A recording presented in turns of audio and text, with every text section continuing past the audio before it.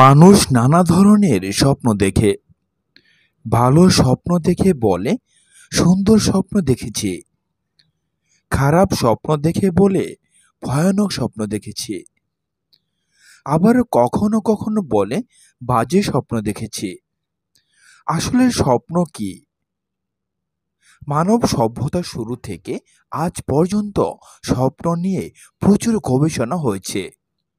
কেউ বলেছেন এটা মানসিক চাপ থেকে আসে, কেউ বলেছেন শারীরিক বিভিন্ন ভারসাম্যের ব্যাঘাত ঘটলে মানুষ সে অনুযায়ী স্বপ্ন দেখে, কেউ বলেছেন সারাদিন মানুষ মনে মনে যা কল্পনা করে তার প্রভাবে রাতে স্বপ্ন দেখে। স্বপ্ন আধুনিক মনোবিজ্ঞানেরও একটি বিষয়।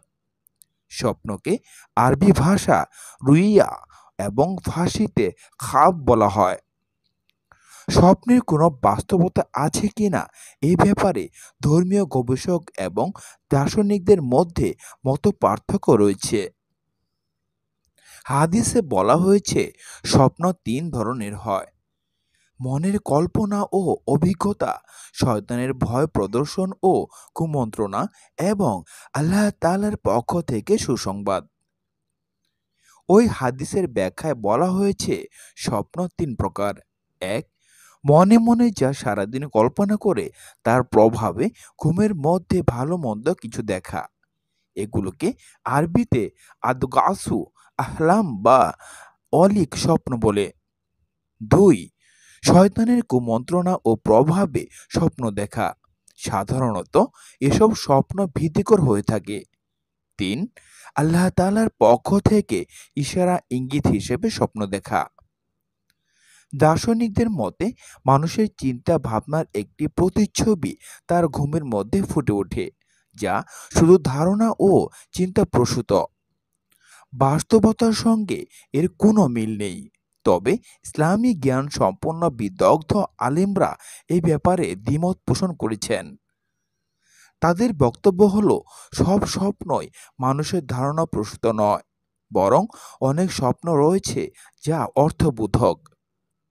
হযরত আবু হুরায়রা রাদিয়াল্লাহু আনহু থেকে বর্ণিত, রাসূল সাল্লাল্লাহু আলাইহি সাল্লাম বলেছেন, স্বপ্ন তিন প্রকার: আয়ে সালেহাহ তথা ভালো স্বপ্ন যা আল্লাহ তাআলার পক্ষ থেকে কোনো সুসংবাদ হিসেবে বিবেচ্য।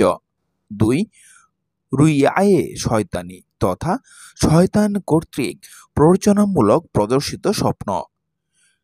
তিন, রুইয়ায়ে নাফসানি তথা মানসিক চিন্তা চেতনার কল্পচিত্র। এরপর নবী করিম সাল্লাল্লাহু আলাইহি সাল্লাম বলেছেন, যদি কেউ অপছন্দনীয় তথা ভয় বা খারাপ কোনো স্বপ্ন দেখে তাহলে সে যেন তাড়াতাড়ি ওযু করে নামাজে দাঁড়িয়ে যায় এবং দূষিত স্বপ্নের ব্যাপারে অনভিজ্ঞ কাউকে কিছু না বলে। আবু দাউদ। নবী করিম সাল্লাল্লাহু আলাইহি সাল্লামের বাণীর আলোকে আমরা এই বিশ্বাস স্থাপন করি যে কিছু ভালো স্বপ্ন আল্লাহ তাআলা তার প্রিয় ও নেক বান্দাদের দেখান। কিছু স্বপ্ন শয়তানের প্ররোচনায় হয়ে থাকে। কিছু স্বপ্ন মানুষের চিন্তা ও ধারণার ফল। তবে এখানে একটি কথা উল্লেখ্য, সব নবী রাসূলের স্বপ্ন ওহী। এই জন্য স্বপ্নযুগে আদিষ্ট হয়ে হযরত ইব্রাহিম আলাইহিস সালামের পুত্র কুরবানিতে প্রস্তুতি জরুরি ছিল। আবার তা সঠিকও ছিল। কিন্তু অন্য কোনো ব্যক্তি এই জাতীয় স্বপ্ন দেখে কোনো কিছু উৎসর্গ করা কিংবা এমন কিছু করা যা ইসলামের হুকুমের সঙ্গে সঙ্গে সাংঘর্ষিক তা নিষিদ্ধ।